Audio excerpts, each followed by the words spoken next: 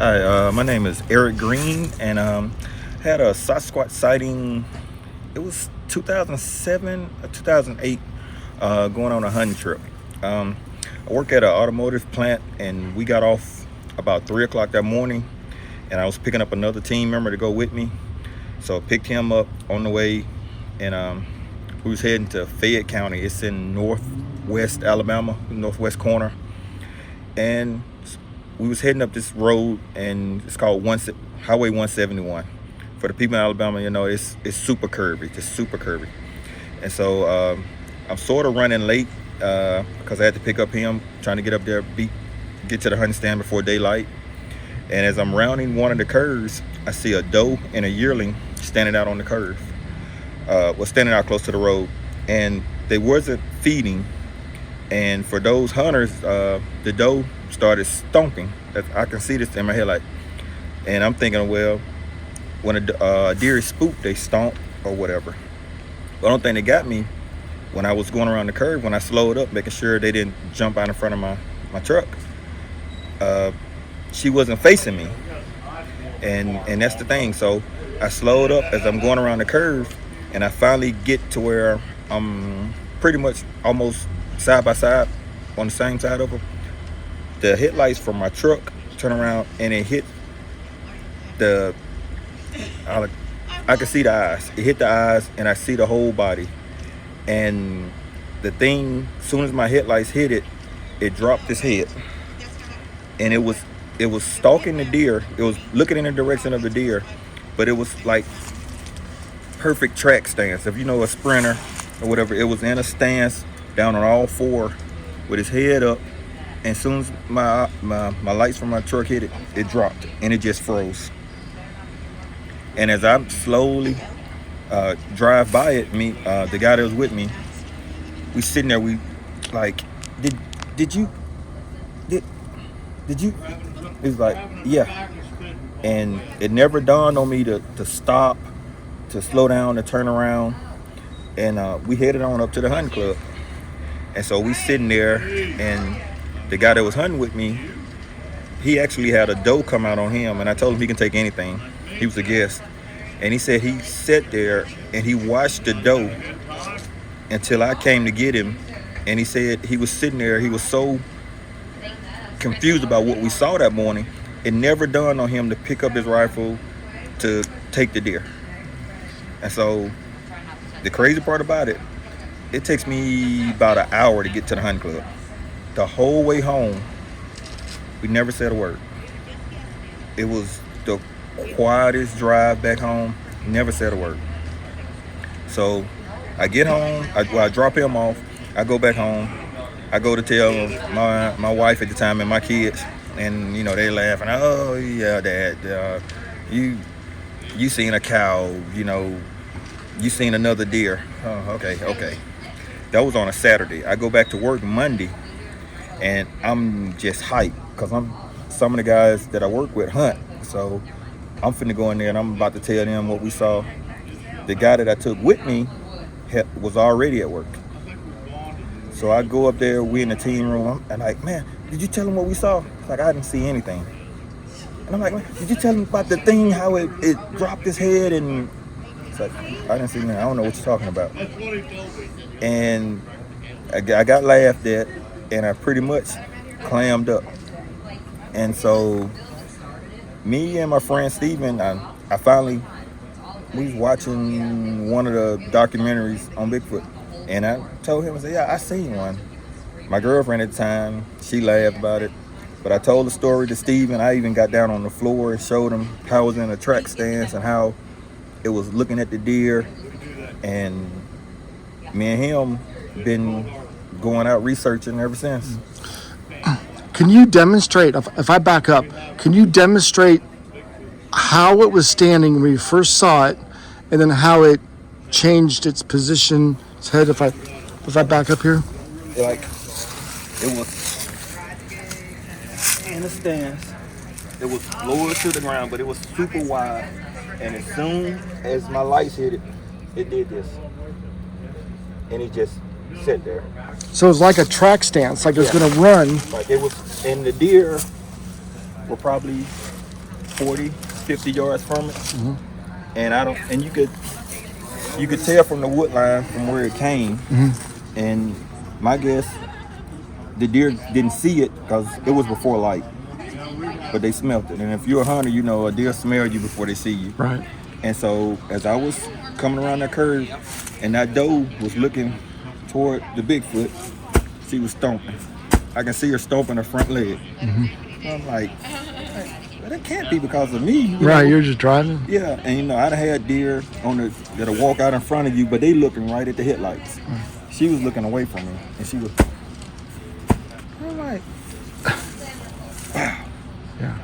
And I think I was probably doing 35, 40, but I never stopped, and I just, like, did you,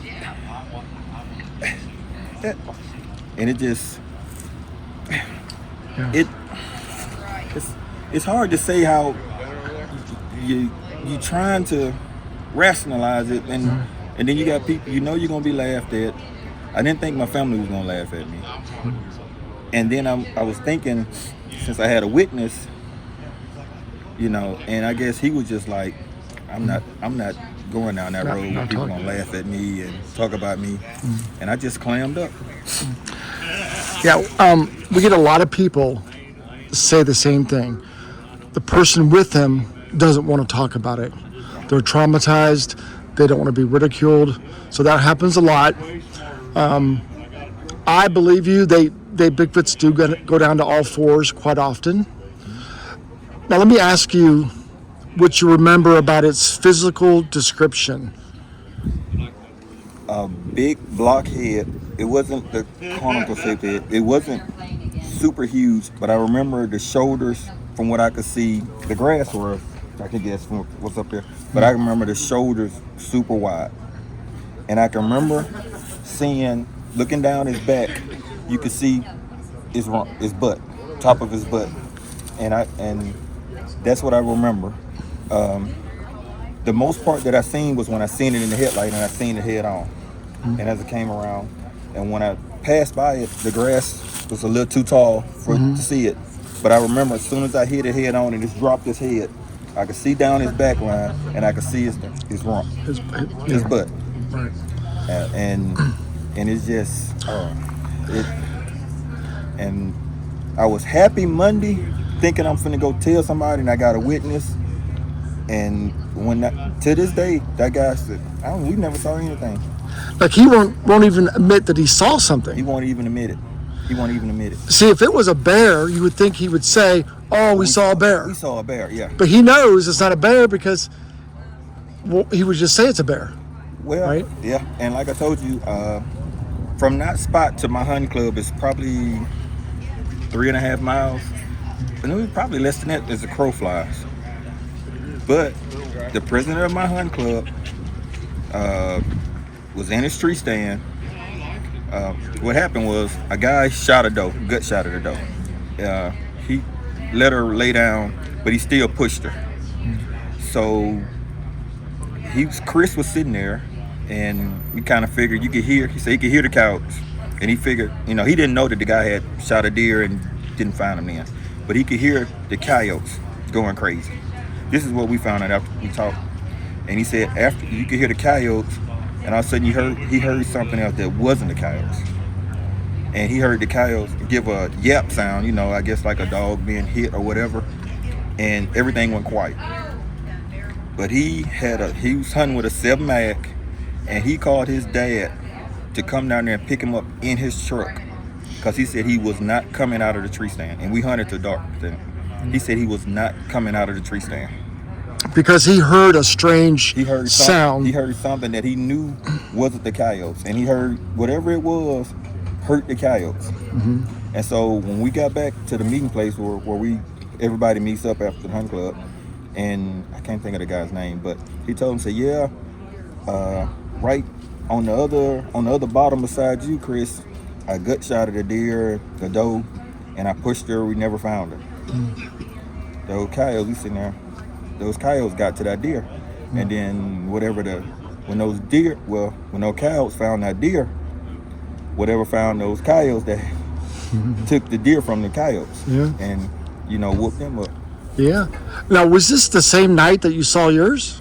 No, this was a couple of weeks after that. Oh, okay. And the president, well, the guy that was the vice president then, he's the president now. He didn't believe us. But this past season, he was turkey hunting. And he said he was, we leased the land through warehousing, paper company. And he said he was in the woods turkey hunting. And some guys he had never seen before came through the woods making whoops. And he jumped up, he was all pissed off, messed up his turkey hunt. Like, what are you doing? Bigfoot hunting. Like, what are you? It's like, it's been sightings. People have said they've seen tall figures. And so, to this day, he always sends me little memes, making fun of me because we have a page on Facebook or the hunting club. Mm-hmm. He'll send me little Bigfoot stuff. But those people came in on him looking for Bigfoot. And what I told him, I said, no one is just, even though it's turkey season, no one's just going to pick up and walk out in the woods knowing it's the season where people got guns. Mm-hmm. And you know how some of us are with guns in the woods, especially if you hunt and you don't put the time in to sit out in the woods all this time. No one's going to take that chance, like to do that. Yeah, it's risky. And, what you just don't just walk out and do that. Right.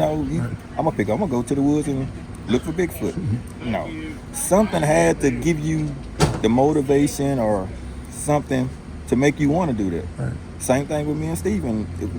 Until I told him about my sighting, I had never thought. Now I did give up hunting for about 2 years. I stayed a member of the club, never went back in the woods for about 2 years. Wow. It spooked me that bad. Did it? And me and him been sort of researching ever since. Had a sighting, but not a sighting, some sounds up in LBL, and did a call, and we heard a howl in front of us, and something that sounded like monkeys, chimps behind us. And I was shaking so bad that I was told him I was ready to go. And the next day, we was riding around, and he played a podcast that was listening to like the Sasquatch sounds, and it was the monkey sounds. And I literally did it yesterday. Started crying, nose running, tears. And I'm like, I can't stop crying. I don't know why I'm crying. He's like, you probably got a little PTSD because I was shaking so bad that I was ready to go. And it spooked me when one of the guys was playing the sounds, the howls yesterday. He looked at me. He said he could see tears forming in my eyes. I didn't cry, but they watered up. Right. And he's like, yeah. So you might have some. Your initial sighting probably triggered